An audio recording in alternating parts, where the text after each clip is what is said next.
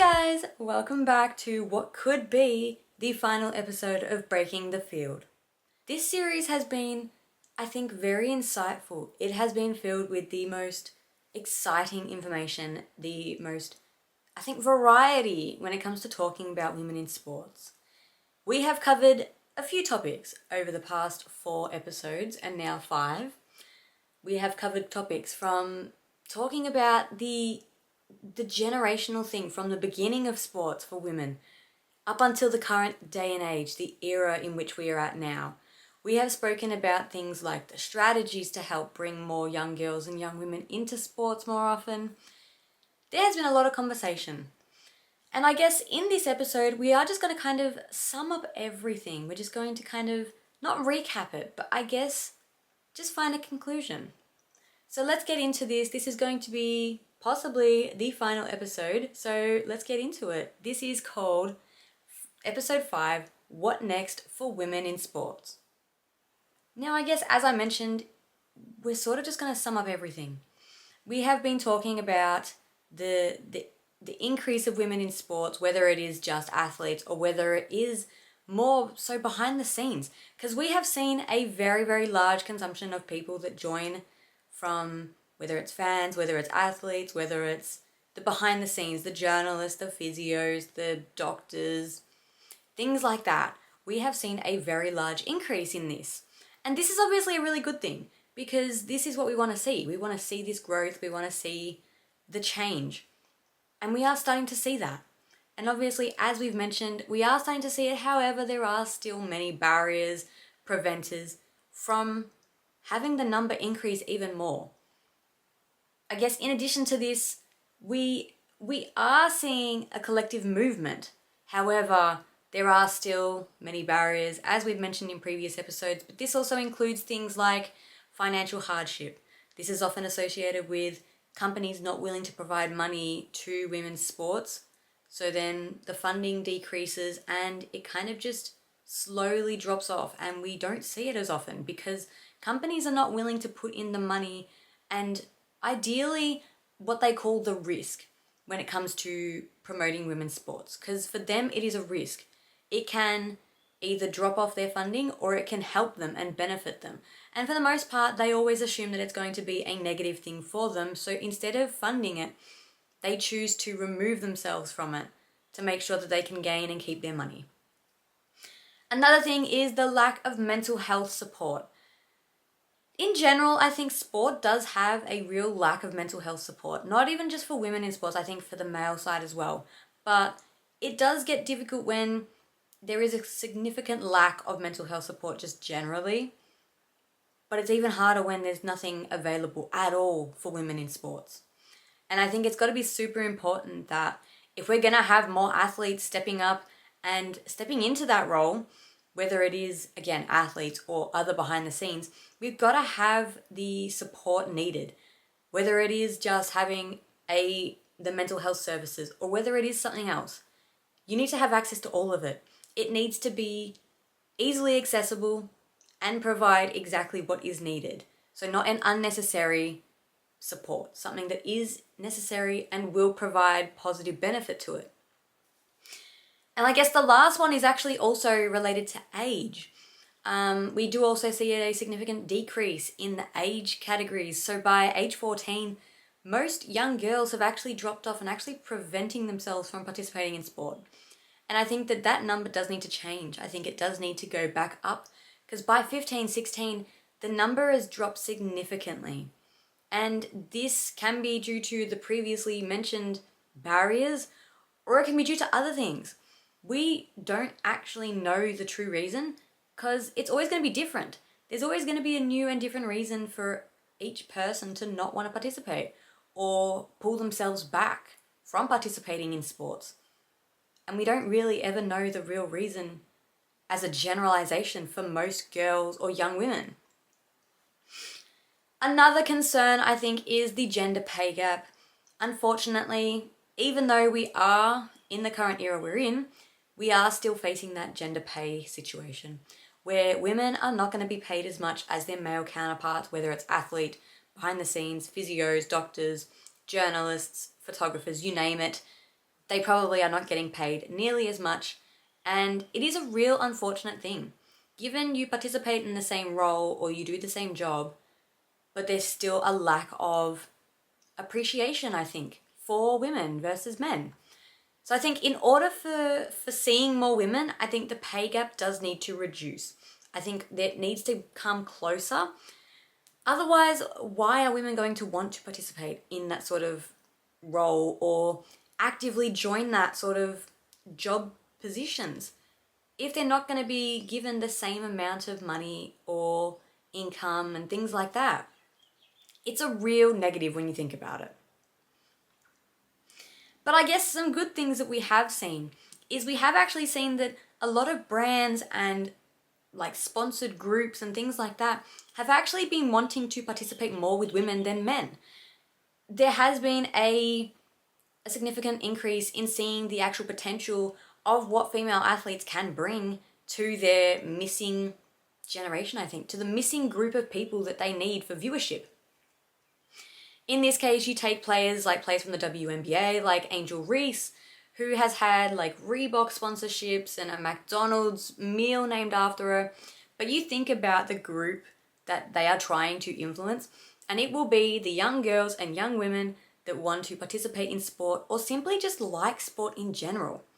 And imagine seeing your favorite player having a cool McDonald's meal or a shoe named after them or a shoe that they have designed. It is a significant increasing thing that young girls will look at and think that they're going to want to buy that product, which means that it's going to be a good thing for the brand's promotions and ultimately partnerships between female athletes or teams and their female viewers. Because that is often what is missing in sport, is the female viewership. And I guess in talking about viewership, we have seen more TV viewership as well, especially relating to women in sports, the AFLW, the WNBA. We saw the Matildas at the World Cup back in 2023, and that was a big hit. There was so much talk. It was one of the biggest things that was watched that year, I believe. It is an unbelievable thing seeing women on TV and having the viewership that they did is a very impressive thing. And it just proves that there is so much potential in what can be done. And ideally, what should be done is actively promoting the women in sports more, because the potential is there. And we have seen the potential. We know that there is opportunity there for brands and things like that to use the women in sports as a promotional thing as well, to help them increase viewership, partnership, alliances, things like that. I guess kind of to sum this up, I think women in sports is going to be great. I think we are seeing a greater increase in women in sports, whether it's athletes, the behind the scenes roles. We are seeing a significant increase, but we need to still do more. We are still missing things. There are still things, whether it is pay gap, whether it is lack of support, there are still things missing that need to help promote women in sports. And I think that's going to be the most important thing. So I think it is great. We are seeing a significant increase, and I am so proud to see so many young girls, young women participating and actively showing that they are capable of doing it as well. Like, they're capable of doing the same roles as men. It is not a gender-related thing. It is purely that's what it's panned out to be. It has been made to be a male-dominated universe where the sporting area of jobs are going to be male-dominated. But unfortunately, in the current day and age, we are changing. And women are starting to step up. And we are seeing the true potential and the capability. And ideally, it can only go up from here. So I think gender pay needs to be reduced and brought closer to make it more fair. And I think the other big thing is the TV promotions, I think.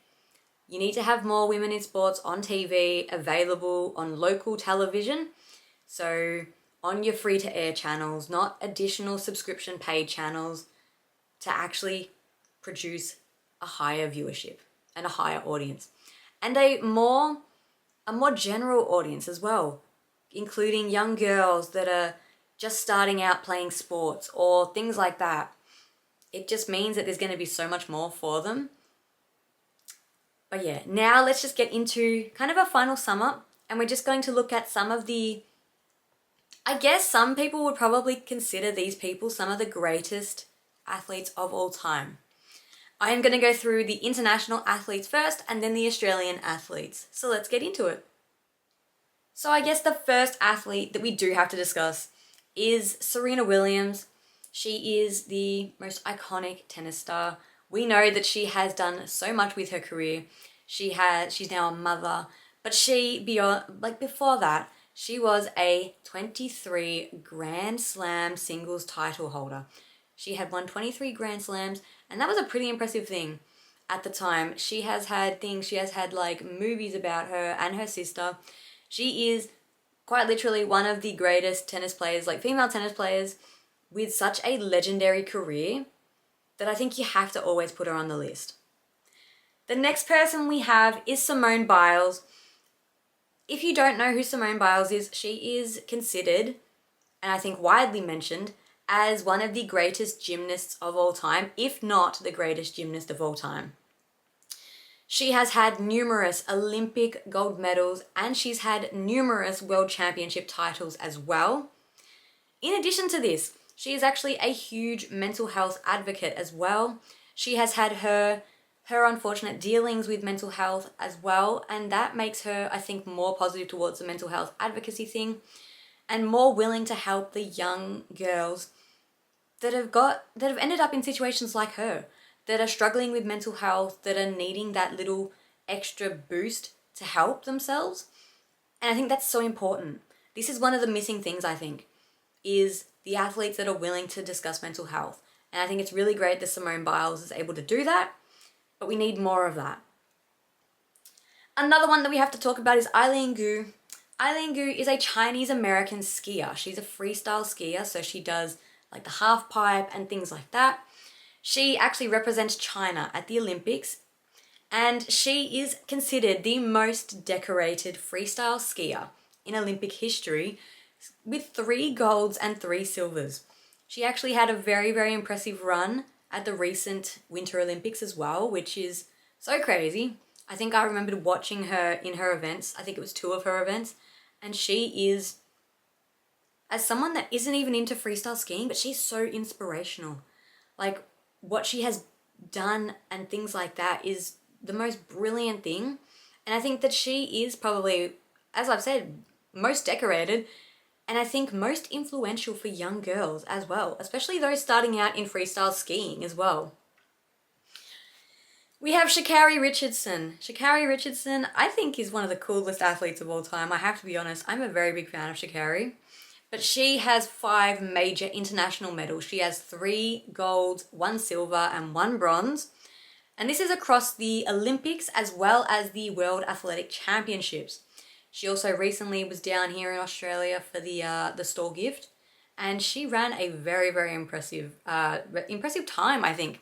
But she had the greatest time here, and I think she spoke so highly of the athletes down here in Australia, and I think that really proves to who she is as an individual. She is very, very, I think, influential, but also inspirational to not only athletes from America, but also athletes around the world. And I think that's the greatest thing, is that she is so supportive, especially of the young girls. She's very, very supportive and very willing to help them and push them and provide some really inspirational words, I think. Really memorable stuff. We have Alyssa Leo. Alyssa Leo is she is a young individual. She's only like 20 years old. She was recently at the Winter Olympics as well. She unfortunately struggled at a young age with burnout. So by age 16, she had actually retired from the figure skating. She had stopped herself from doing that because she was so burnt out due to the pressure, the training regime. There was just so much going on that she just burnt herself out. She then returned and then went on to win 2 gold medals. She's openly spoke about burnout, body image, the pressure on young skaters and how to prevent it. She is a very big advocate relating to young girls and just young people in general, I think, especially those put under the increased pressure when it comes to I think competing at such a high level like the Olympics. It is a scary thing, but you put into account the major burnout that you would probably experience at such a young age, and you've just got to figure out how to push through it. And for athletes like Alyssa, it was hard, but she got through it. And I think that's the biggest inspiration to young girls, is proving that if you can bounce back from this, ideally you can do anything at that point. And now we have some very, very decorated, very, very inspirational Australian athletes. We'll start with Ellyse Perry. Ellyse Perry is considered one of the greatest all-rounders in cricket history. I think that's all I have to say for this, no? I think this is a brilliant thing. She's had multiple T20s. She's done all sorts of things. She is a very, very, I think, experienced individual, and she's done so much with her career. We have Emma McKeon. Emma McKeon is actually our most decorated Olympian of all time. She is so impressive, I think. She has 14 total Olympic medals, including 5 of which that came from Tokyo 2020 alone. So 14 Olympic medals, and 5 of them were at one Olympic Games. How crazy is that to think? And how inspirational would that be? She has spoken many times, about kind of where she's come from, her beginning, her starting. She's spoken about all of that. And I think that is the greatest thing about her, is how she's so open about, where she started, how she's ended up where she is today. And that is the most positive thing for a young person to see, knowing that they could also be there one day too. We have Cathy Freeman, who I am also a very big fan of. I will be honest, I've been a fan of her for years. She was one of the people that took out the 400 meter race at the 2000 Sydney Olympics. Sorry, the 2000s Olympics. And she is an absolute legend to track and field. I think there are no words to describe her other than legend. She has a brilliant career. She is an amazing individual, and she has so much inspiration to provide young people. And she talks about it quite often. If you hear her on radio, on TV, things like that, she speaks so highly of people, of young athletes. She speaks so highly, and she also just speaks so highly and respects of others as well. She's not only respectful about, herself, but she's respectful of just the general athletic community, I think, which is a great thing to hear. And our last person that I am going to mention is Madison De Rosario.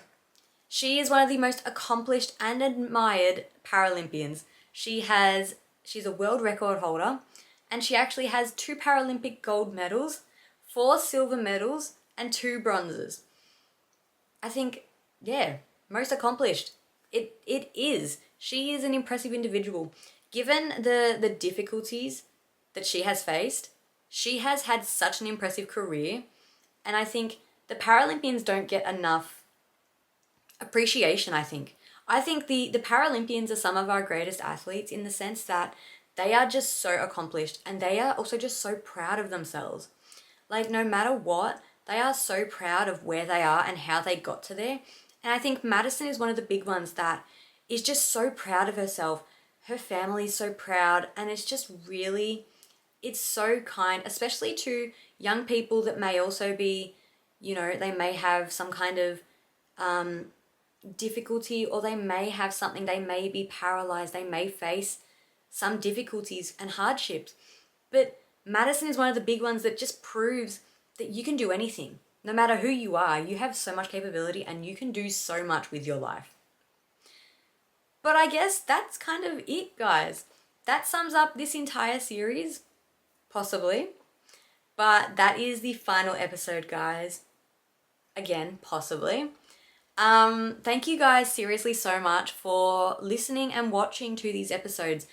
They've been great to film. They've been so exciting, so fulfilling, I think, and full of insight and information that maybe some of you guys didn't even know.